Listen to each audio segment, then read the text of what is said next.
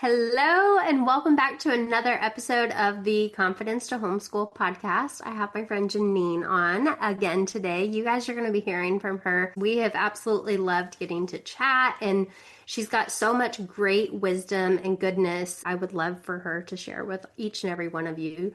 And one of the things that we have come up with, you guys have heard my story if you've listened to some of the episodes on the fact that I pretty much grew up eating fast food. I was an only child. My mom and I still have no idea how I survived food wise because she didn't cook at all whatsoever.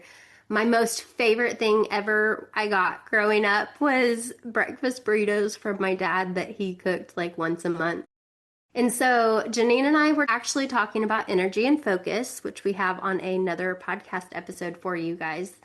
And we were talking about food and how important it is. And I was so excited because she just has so many good tips and tricks to make life simple and snacks and all of the fun things. So I wanted to have her on again, give you guys some ideas on ways to be feeding your family, homeschooling, to keep your energy up, your focus good, all of the things. So if you will welcome Janeen back on with me. She's been homeschooling for 12 years, y'all, with 5 very hungry boys. So let's see all of the things that she has to teach me in life. What's been one of the hardest part of your journey with food and learning to cook for family? And have you always known how to cook? I have always known how to cook.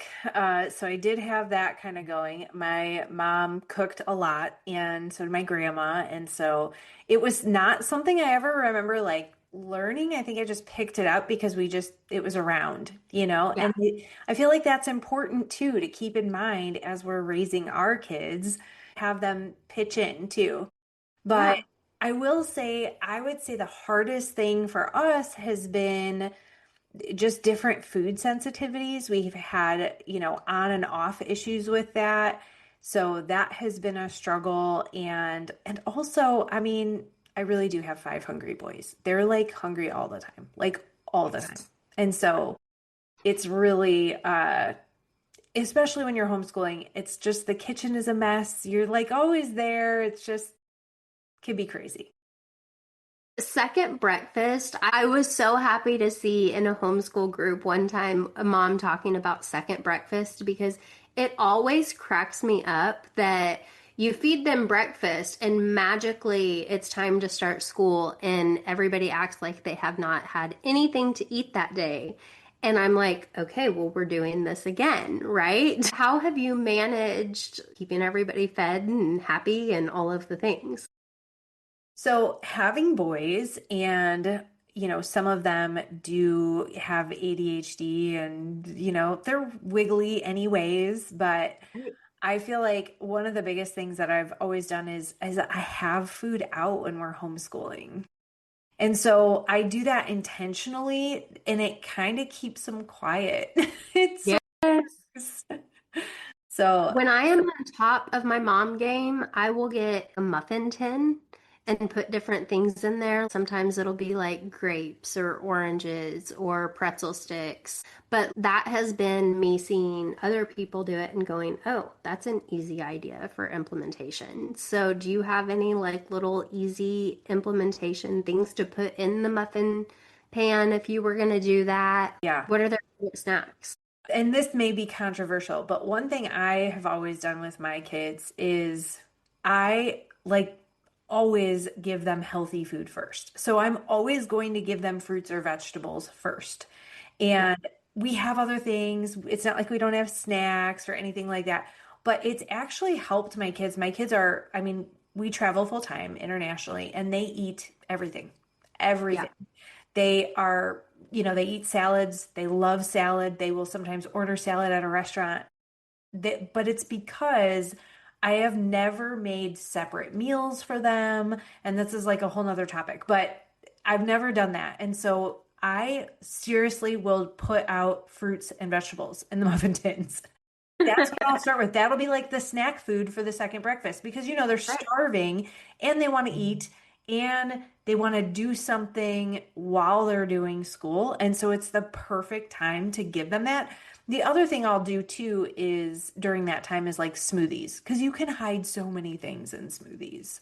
Yes, I agree. I absolutely love a good smoothie for my boys because you're right. You can add all of the different things and they don't even notice. Okay, so many moms tell me it feels like they're just cooking all day, and to be honest, it does. Did you ever hit a point where you just felt overwhelmed with feeding everyone? And what shifted those things for you? Yes, for sure. Especially so there was a time when we lived out in the country and it was like one of those, I'm gonna make everything from scratch. Oh my goodness. I mean, it was crazy. And honestly, it was around that time that I started struggling with like thyroid and adrenal issues. And I just couldn't function the way that I did before. And so it kind of got to a point where I'm like, well, I just can't do that anymore. And it's interesting because I feel like God will always use things like that to, for good. And one of the best things that happened from that season was I stopped doing everything. And it Yes. really made my kids have to do it. And so it was, I mean, yeah, I always had them pitch in a little bit with this or with that. I always had like, the cute little plastic knives for them to learn how to cut. And, I mean, I did that, but it was like work to do that. And it also was part of like our homeschool day sometimes. It was never like daily. And so at that point, I realized I was like, they are all perfectly capable of doing something. All of them, even the little ones, are perfectly capable of doing things. And so it got to the point then where I just had to be like, go do this and not care if they did it perfectly and, give them tasks. And so from that, I learned that we don't have to do it all and we shouldn't be, especially as homeschool moms, because we are not doing school at home, at least most of us. And we're not doing school for 8 hours a day. Our kids have more time.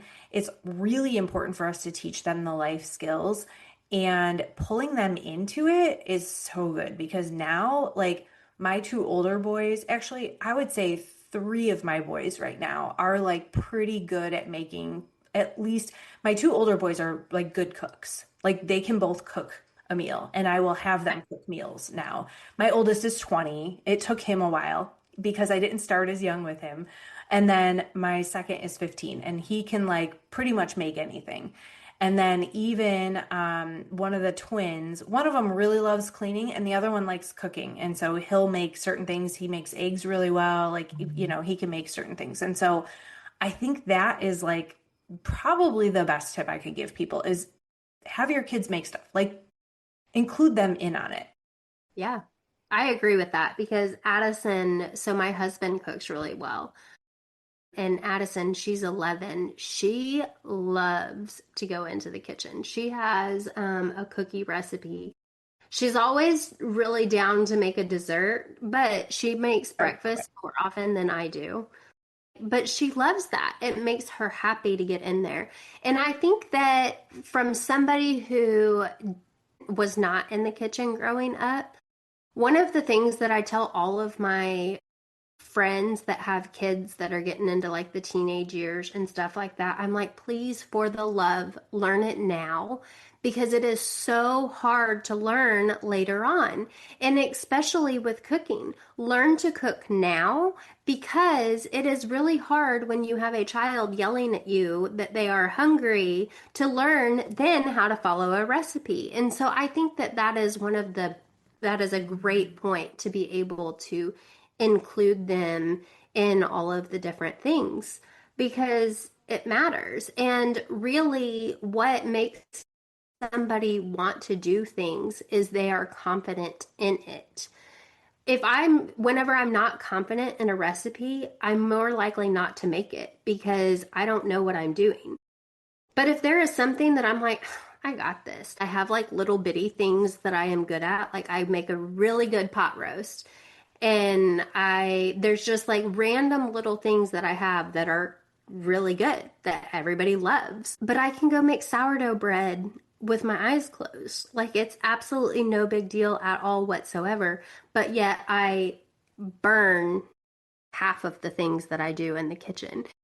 But a lot of it comes from the confidence to be able to do it. I am confident now in making sourdough bread. I won't venture out of sourdough bread because I'm not confident in anything but sourdough bread. And I'll tell you what, I researched it, how to do it on YouTube. I had a video, I had a recipe. Like I really had to have the desire to learn how to make the sourdough bread in order to be able to do it. But I think that a confidence matters as you grow your kids in the kitchen. And if they are confident from a young age, then of course they're going to be able to do it and eat well whenever they get into their 20s and start their own family and all of the different things. So I love that answer. I appreciate that answer very much. So let's discuss the next thing, which is my least favorite, grocery tips.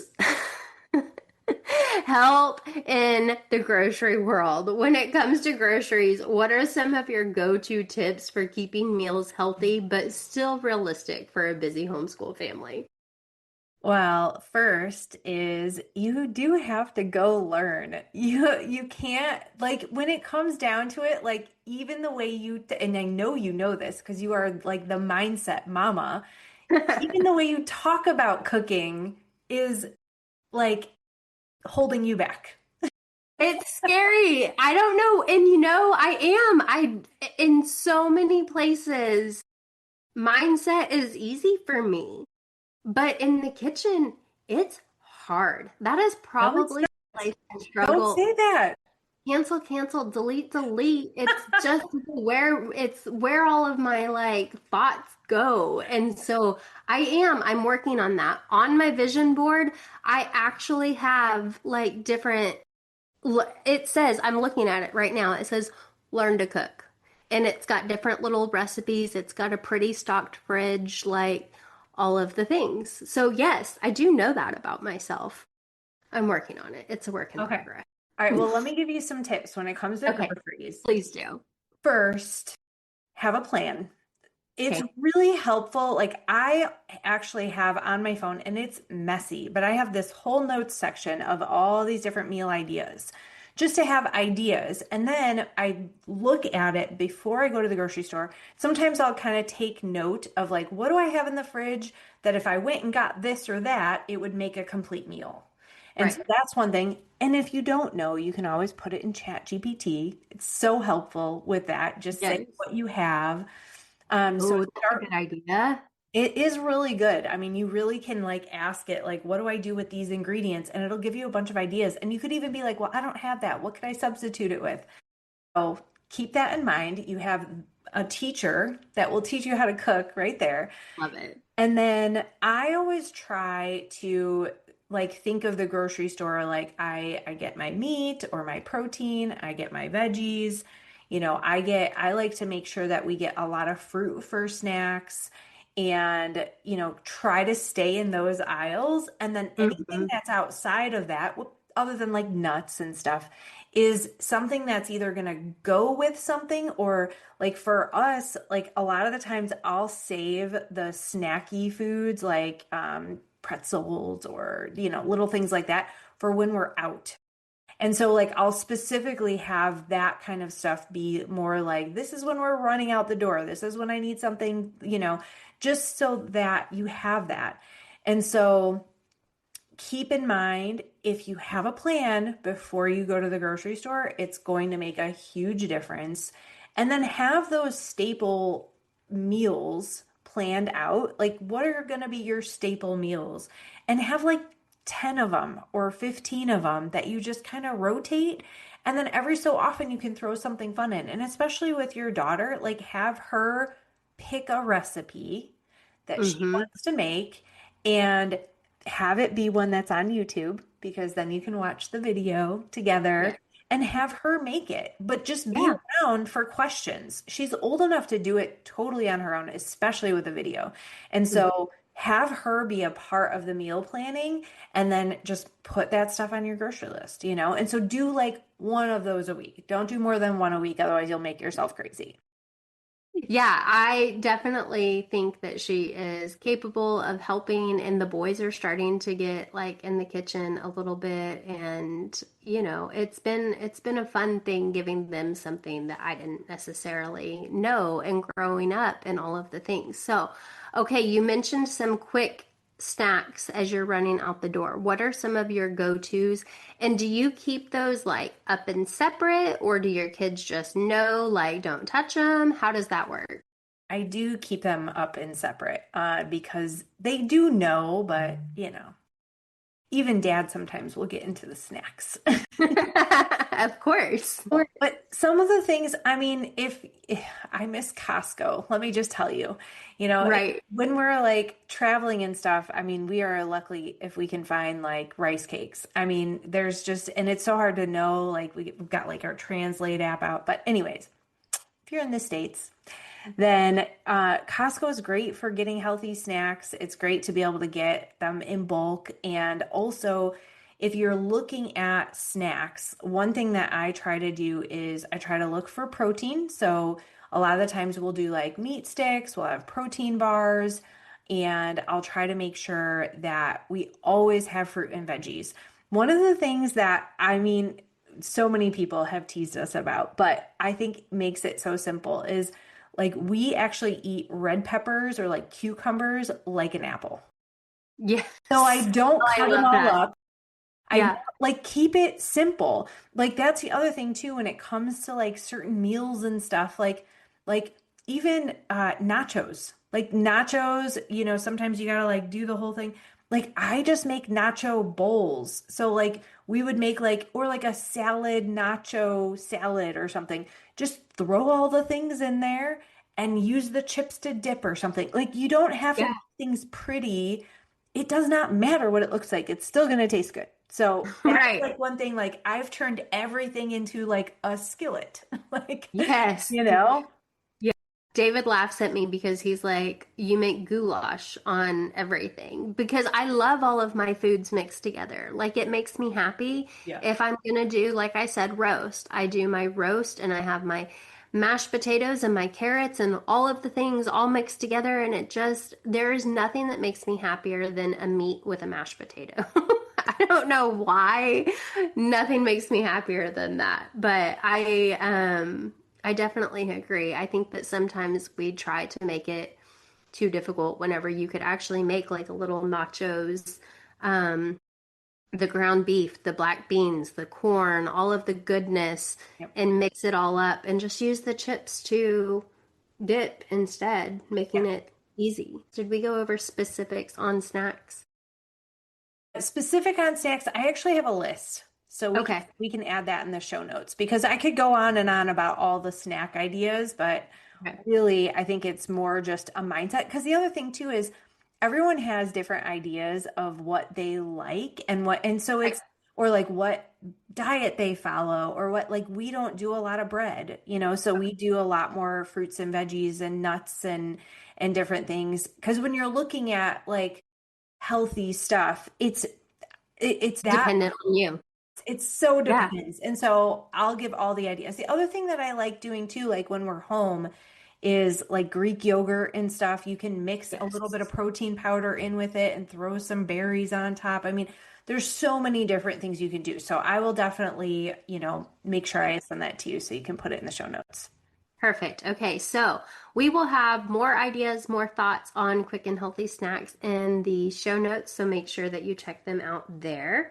All right, quick and healthy lunches. Do you have any thoughts on some quick and healthy lunches as you are going throughout your homeschooling day? I do. So, a couple of things about lunches. Lunches can be so easy if you just have a little bit of planning, whether that's at the grocery store or with like batch creating things.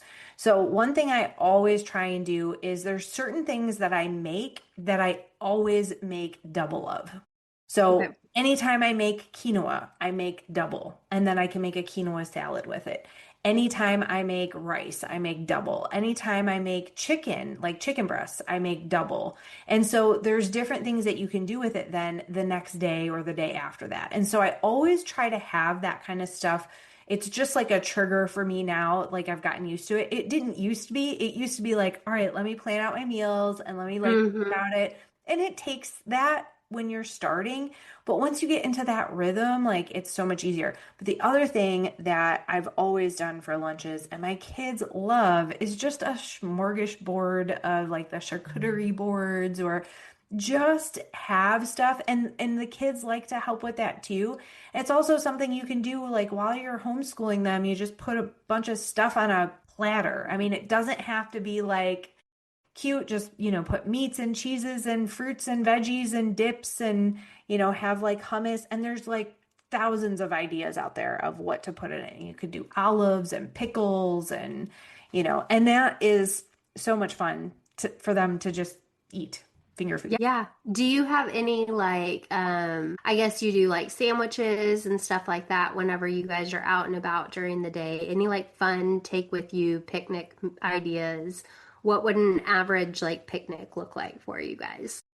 Yeah, so again, for us, like we don't do a lot of bread because a lot of my Yeah. kids are gluten free. And so because of that, I do a lot of like a quinoa salad is a big one because I can make a quinoa salad like a Southwest quinoa salad, a Mediterranean quinoa salad. Like you can make like have a staple item and then just make it a bunch of different ways depending on what you have on you. I make chicken salad a lot. They really like chicken salad or even chickpea salad. Like it's kind of like tuna salad or tuna salad. Different things like that I feel like is really helpful. Or even just like deli meat roll-ups. We do those a Oh lot. yeah. Or even the smorgasbord or I don't even know if I'm saying that Yeah. right. Or charcuterie. Charcuterie boards. Yeah, the charcuterie boards. Same thing, right? Um, totally. But those are really nice because you can put them in like like the baking dish with the tops, Yes. and just put it in there and then you've got this like nice, cute little meal with you and so we do that kind of stuff a lot. Sometimes I'll put stuff in jars, like I'll make a jar salad and just everyone's got a jar. Oh, Uh I love that. Love that. Do you have any, like one of the things that I have really enjoyed is overnight Overnight oats. oats. Mm-hmm. I've loved doing that, and it's a lot of fun getting, allowing my daughter to pick out different things and being able to do that. Chia, was it the chia Like chia pudding? pudding. Yeah. I do chia pudding all the time. Like all the time. So good. And it's got a pretty decent amount of protein in it, and it has lots of things in it that, so I have dabbled in this world, right? Like I have definitely taken steps. I am better now than when I once was. I do make my own coffee creamer at this point in time. Y'all, if you're not making your own coffee creamer, you're missing out. It tastes so much better. Making your own coffee creamer, it's literally 5 ingredients. It's the easiest thing in the whole wide world. I can put that in the show notes as well. Um, because it's better for you. I actually didn't know this, but coffee creamer is super hard on your thyroid. Yep. It has so much, they put so much extra junk in it. I didn't know that until I was talking to a friend that had thyroid issues. And she was telling me that one of the biggest things that she has done for herself is to cut out the coffee creamer. Mm. I Yeah. had no idea. That's crazy. So, but if you're making your own coffee creamer, you don't necessarily have to worry about all of the other junk that's in it. So, Yeah. um, okay. So I think a lot of moms feel guilty around meals and they need to be elaborate or Pinterest perfect. We've kind of covered that, but what encouragement would you give a mom that is just like, the struggle is absolutely real? Honestly, I think a couple of things. One is just focus on one meal a week getting like better, like improve one meal a week. Do not worry about the Pinterest stuff. I mean, really, when it comes down, I have never, so one thing, I'm really good at cooking. I can make something out of almost nothing in the fridge. But when it comes to baking, oh my goodness, I've had more Pinterest fails than anyone I ever know. I do not do baking. I do not like exacts. I'm not good at following recipes at all. So just know first off that no mom is good at everything. I know so many moms that are like, I'm not good at cooking. So I just, get, what is it, Blue Apron or Yes. whatever. Like I just get one of those. go for it. Like when it Yeah. comes down to it, you don't have to be a good cook to be a good mom. I mean, some moms are like, I am rocking it out in my business and I don't have time to cook. Go for it. That's Right. totally fine. Like you don't need to be a good cook. You really don't. And when Yeah. it comes down to it, there's so many things at the store that are like pre-made. I mean, I still go to the store all the time and get like a pre-made rotisserie chicken. I mean, you could Hmm. do 1,000 things with that. And I always Yes. get an extra one too and put it in, like, take the meat off of it and put it in the fridge because now I've got extra chicken that I could do whatever I want with. So, I mean, throw it in a tortilla if you're not good at it. You throw anything in a tortilla. Yes. Um, I always love getting to chat. I'm always grateful for you leveling up my knowledge on all of the various topics that you have learned throughout your time. So, mamas, if you are trying to figure out how to feed all of these hungry homeschooled kids, what in the world to do with their second morning breakfast, all of the things, find one small thing from this episode that you can help implement, whether that's the 10 to 15 meals that you have that are just your staples, you rotate, whatever that looks like for you. Find one thing that you can implement from this episode. We have a guide for you guys. It'll, of course, be in the show notes for the Busy Homeschool Mom's Healthy Eating Guide. It's full of easy snacks and lunch ideas your kids will actually eat, so make sure that you jump in and go grab it. And thanks, Janeen. I always love having you and getting to chat. Yeah, thanks for having me. Absolutely. Thanks for listening, friends. We'll talk to you later.